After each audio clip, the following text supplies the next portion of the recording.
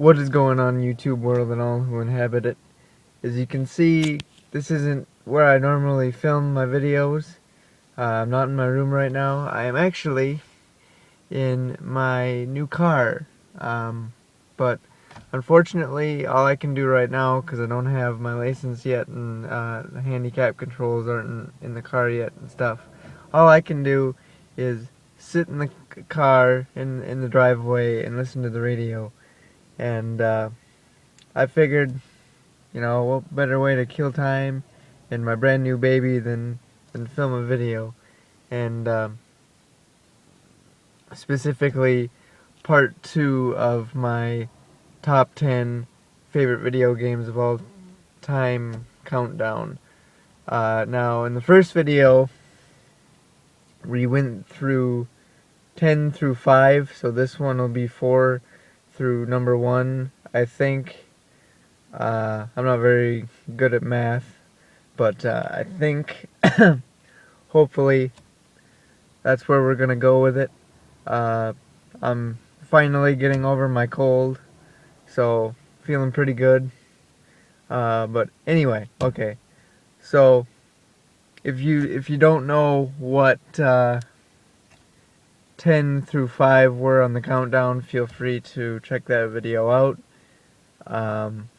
And if you're all caught up to speed and you're here for part 2, here it is.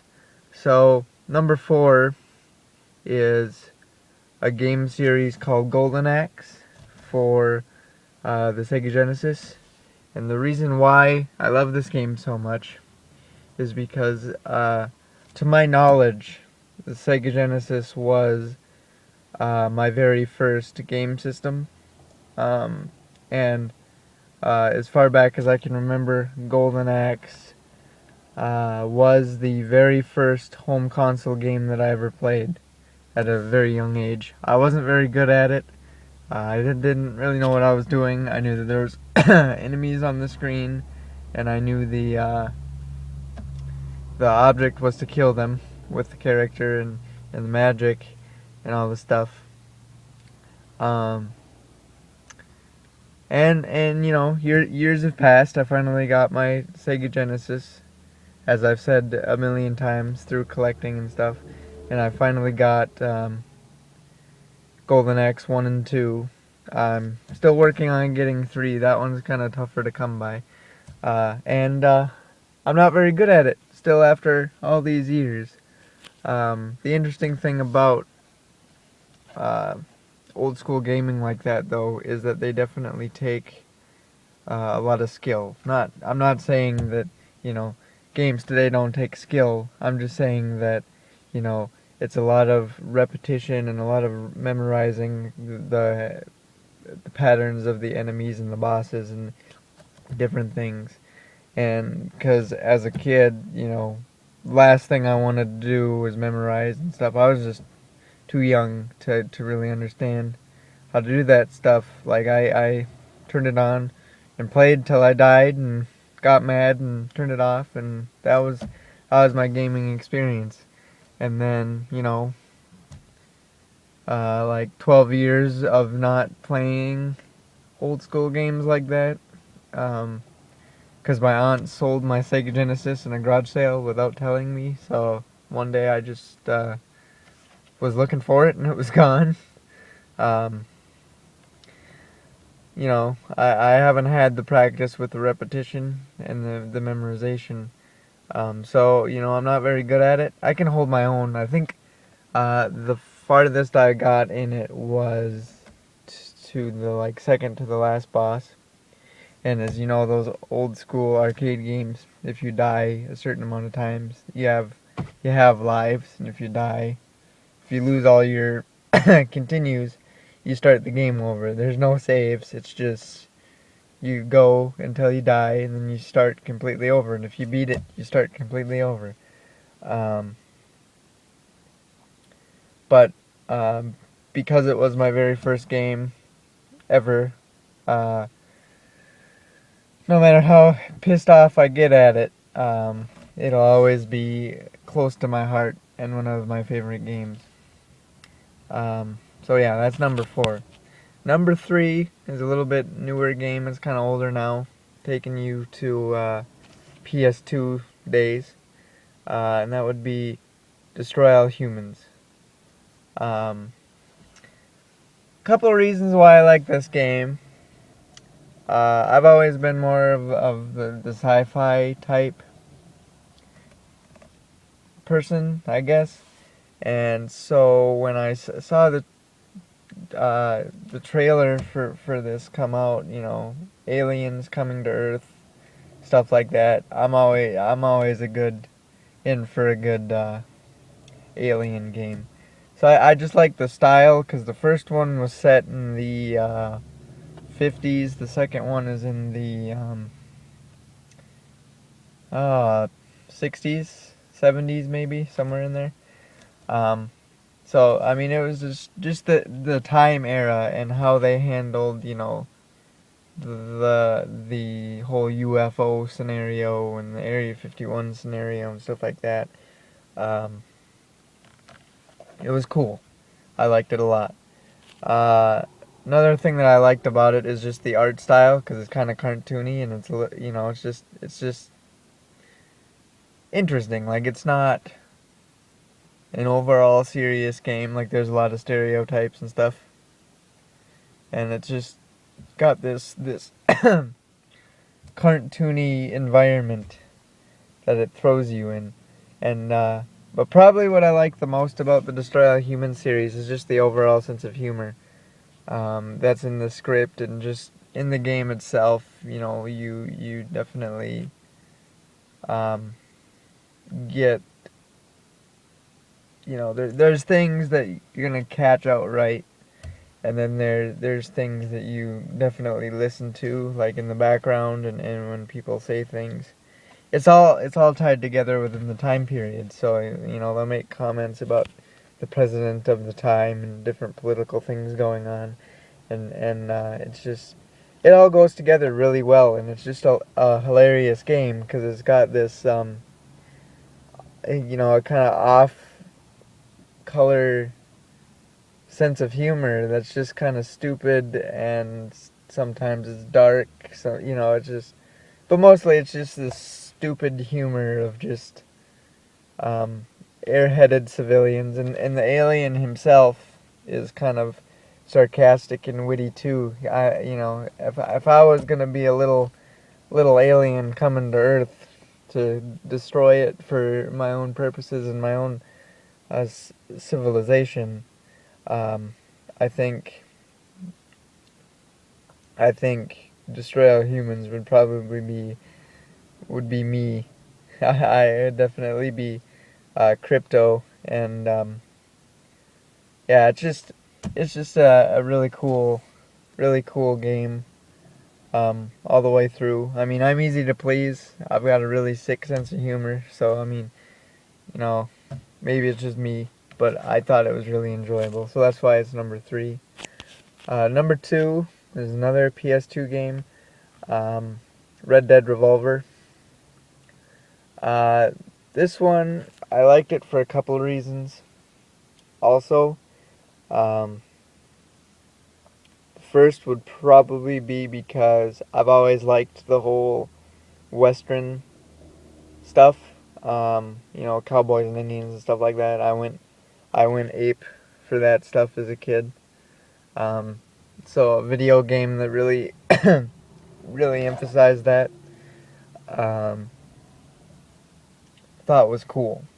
And playing a bounty hunter, and just the overall story of it, I loved.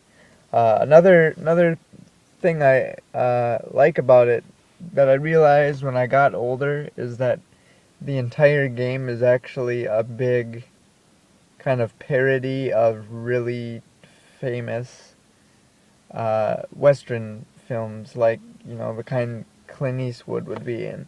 So as I got older, I started realizing that the entire thing is just one big finger pointing at what we know is Western movies. Um, but probably the main reason why I love this game so much is because That was actually the first rated M game I ever got as a kid. Because growing up, my grandparents were pretty strict about, um, games I couldn't play till I finally got old enough to where they just didn't care anymore. Um, but my grandparents, because you used to be able to go to the local grocery store and buy games. Like you could buy DVDs and you could buy games, and they were cruising in there, and they got me um, a Splinter Cell game, which was rated teen, and they got me Jack 2, which was rated teen, so that was right up their alley. Teen was about as far as I could go. But then, I discovered that they had brought home a rated M game, which was Red Dead Revolver. Um, so basically, the whole reason why I ended up with this game is because my grandpa didn't pay attention to the rating, and I played it simply because I was just amazed that I actually had a rated M game in my possession. So I played the heck out of it just for that reason alone. But the more I played it, the more uh, I fell in love with it. Really, I mean, yeah, it was just one of those things. I can say I've never beaten it, though. Um, I've gotten close, and then stuff happens where my save data kept getting corrupted and stuff. So I've never actually beaten it as a kid, and I got it again not too long ago, along with Destroy All Humans, because I lost a bunch of my PS2 stuff. So I'm rebuilding that too, and I found Red Dead Revolver and Destroy All Humans 1 and 2 in the same day. So that was perfect. So I'm currently actually, when I get around to playing my PS2 on a couple occasions, I'll pop that in. So I'm currently working through that, and hopefully I'll beat it. People ask me when I bring up Red Dead Revolver if I like Red Dead Redemption, and I certainly do. It's definitely different than Red Dead Revolver. It definitely doesn't feel the same, and I mean the characters are different. Um, it's definitely different. If I had to pick my favorite of the two, it would still be Revolver, because I mean, you can't beat nostalgia number one, but it's an overall feel of the game. It's different. Like, it doesn't feel so um, satire-y as Revolver does. Like, it really feels like Revolver has a storyline, and it's a really kind of in-depth and cool storyline. Which for 2004, I'm not complaining. But you could definitely tell, you can definitely notice little parody things, like I said. But with Red Dead Redemption, you don't really have that because you're so immersed in the story. I mean, it's still a good game. I mean, Rockstar Games is one of my favorite developers. Maybe I'll do a countdown of that too sometime. But for me, it's very rare that Rockstar can do any wrong. I just love everything that they do. And they're not paying me to say that. Um, but yeah, so Red Dead Revolver is definitely number 2. Now, before I get to number 1, because it's gonna take me a while to talk about it, this is a doozy. I'm just gonna do a quick recap. Number 4 is my very first home console game ever of Golden Axe for the Sega Genesis. Number 3 is the Destroy All Humans series, specifically 1 and 2. Number 2 is Red Dead Revolver. If you want to be a stickler, you can say the Red Dead series, because Red Dead Revolver, Red Dead Redemption kind of go together in a weird way. But specifically, Red Dead Revolver. In my mind, anyway. Number 1 is Kingdom Hearts. And I say that with a heavy heart because I don't think there's a game that I have both loved and hated more in the entire world than that game. There has not been a game that has made me more pissed off than Kingdom Hearts.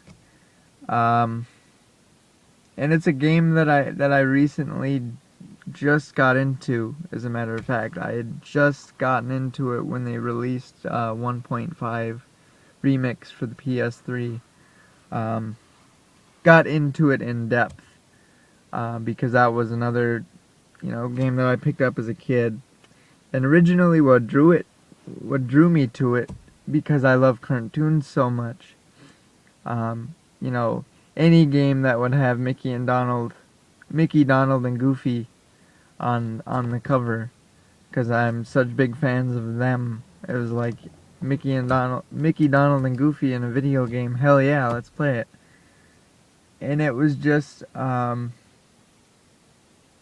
think the reason why I had trouble with it as a kid, was because Square Enix is the company that did it, whom, if you don't know, is also responsible for the Final Fantasy series, which is not an easy series for any age. It's just not an easy series. And it kind of combined that with Disney characters, which, for me, with my my attention span and my temper, which hasn't really changed too much as a kid, I got as far as I did in Kingdom Hearts 1 purely by accident. Purely just going places, talking to the right people, not really knowing what I was doing. I just ended up places. Didn't get very far in the game at all, and finally it just pissed me off to the point, and it confused me to the point where I sold it, and I didn't really realize the gem that I had. And through the years, I kind of hated myself for it. Like, people would talk about Kingdom Hearts and da da da da da, and I was like, yeah, I don't have it anymore. I did though, and it ended up to be really awesome. So I was like, oh my god, I really need to find these games again. And the 1.5 remix came out, and I was like, okay, time for a little bit of redemption. And my best guy friend is also a really avid Kingdom Hearts fan. So he challenged me to a race because he had played 1 and 2 at the time, and I had played about probably not even a quarter of the first one. So he knew like the storyline up to a certain point, and I knew absolutely nothing other than, the basics of the main character and stuff. So he was like, okay, let's race and see who can get through the game the quickest. Well, because I didn't have any idea what was going on in the story, I didn't want him to spoil anything for me, so I took off like a bat out of hell and was beating bosses left and right. Like, I would go through 2 worlds a night, which was difficult. And he, come to find out, I was pretty much at the end of the game, and he was just starting it. Because I guess he wasn't really in the mood for racing me. But recently, I had just beaten the first game for the very first time ever, so I'm extremely proud of myself. Especially because the bosses in that game, and just the game in general, just have a way of pissing me off. But it's a weird relationship because, like I said, as much as I hate the game, I love it, and the storyline for it, while it's confusing, is just amazing. Like Square Enix's stuff always is. They never tend to disappoint if you want a really in-depth, confusing, but awesome storyline. They're kind of like that with all their games. Um, but I beat one all by myself, and then um, my friend and I played through two and Birth by Sleep together, and that's all in preparation for Kingdom Hearts 3. Fans of that will understand my excitement. But it was basically so we could, catch me up to what was going on in the story. Because I'm somebody that likes to play games in order, so I know what's going on. And um, if it wasn't for my best friend, I would probably still be on one, um, putzing along. So he's definitely been my motivation to keep up with the story. And now I'm all caught up. So now we're just waiting for Kingdom Hearts 3 to release. Um, I'm excited. I'm sure everybody else that loves Kingdom Hearts. I know a lot of my friends, when they watch this, some of them already know how I feel about Kingdom Hearts. And if they don't know, surprise, they're going to love me even more than they already do. But yeah, so sorry, I kind of lost my train of thought. But that's the countdown. All hail Kingdom Hearts. Uh, it's kind of, yeah. Boy, I really had a brain fart. I looked away from the camera on something, to something on my car on the dash here, and it memorized me or something. But anyway, back to the countdown. I'm gonna do another quick recap. Uh, Number 4 is, of course, Golden Axe. 3, the Destroy All Humans series. 2, the Red Dead series, specifically, though, Red Dead Revolver. And number 1, drumroll. I'm a little late for that, but drumroll if you want, the Kingdom Hearts series. And with that, we're coming up on 23 minutes now, so that's probably enough time. You're probably getting tired of listening to me talk. But yeah, so that's my countdown. So now you know the nitty-gritty of my favorite games of all time. Like I said, if you haven't seen part 1, feel free to check that one out before this. Um, and I hope you enjoyed it. So until next time, guys, we'll see you later. Bye.